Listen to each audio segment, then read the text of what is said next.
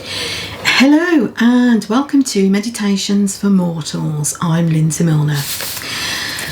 Meditations for Mortals is Oliver Burkeman's book, a 4-week guide to doing what counts. And in it he suggests that we take one day at a time and work through one chapter at a time per day and reflect on the principles that are contained within that. Today we are on day 22, which marks the beginning of the final week. So just a quick summary, if I can actually remember what the principles are. Week 1 was about accepting our finitude. It was about realising that life is limited. We're not going to live forever.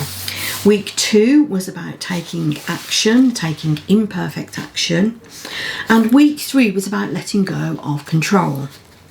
Letting go of the fact that everything needs to be perfect and we need to keep control over everything that we do. So week 4 is about showing up, and it's the principle really is about living for the present. So day 22 is stop being kind to future you. And the subtitle is on entering time and space completely.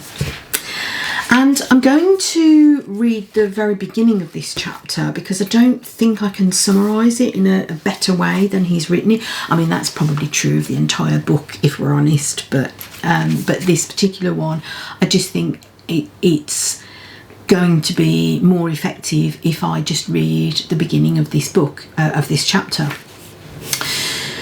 So, if there's a single truth at the heart of the imperfectionist outlook, it's the one to which we turn as we begin this final week.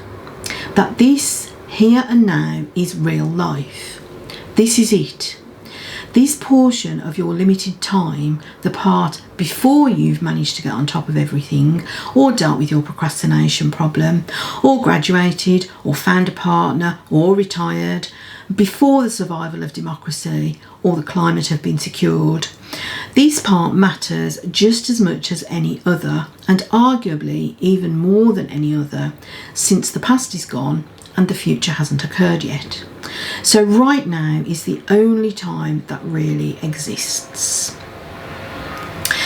And I think that the point that he's talking about is that instead of investing all our efforts into when I've achieved this, when I've done this, I will then then I'll be happy, or then I'll feel that I'm a success, then I'll be able to.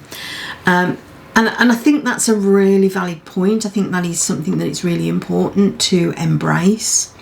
I do think there's a danger, certainly with some kinds of people who are impulsive, people who might have ADHD and want to live in the now and don't plan for the future, don't think about the future. There is a danger of veering too far in the other direction.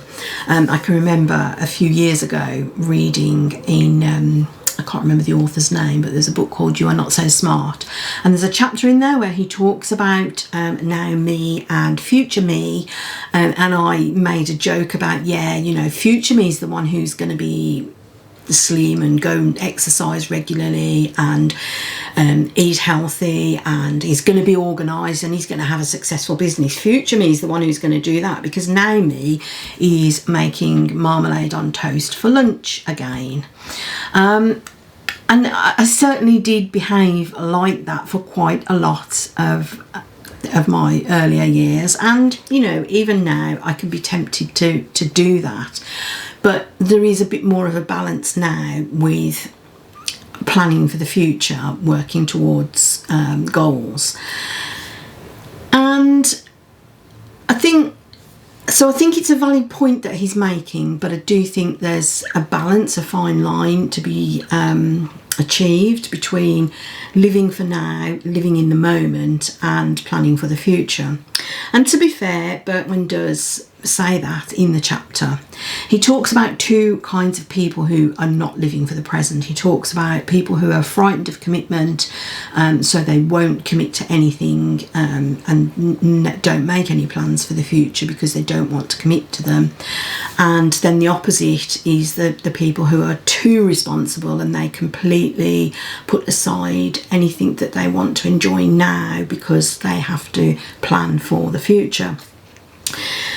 There's another point that I wanted to make, and it's gone out of my head, so let me see if I can find that. So, oh yeah, I know what it was. It was that the quote that he's got at the beginning of the chapter talks about something that sounds very much like being in flow, being in the moment and enjoying what you're doing now. He has a quote from a painter who, when he's painting, it's as if he's gone into the picture. And that's one way of sort of using flow as an example. You're absorbed in what you're doing, you're enjoying what you're doing, you're not actually worrying about what's going on in the future and what you need to do next and any bigger plans. So I think that's the gist of this chapter is that it's important to realise that now is all there is. And I know there's another book called that, and I did try to read, or The Power of Now. I did try to read that, and I couldn't get into it. And life's too short to sit reading books that I don't enjoy, so I didn't bother. So that's day 22, the beginning of week 4.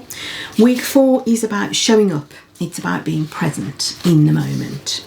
And day 22, stop being so kind to future you, on entering time and space completely. Oliver Burkeman, Meditations for Mortals, a 4-week guide to doing what counts. I'm Lindsay Milner. Those are my thoughts on day 22. Let me know, what do you think? I look forward to seeing some comments. See you next time. Bye.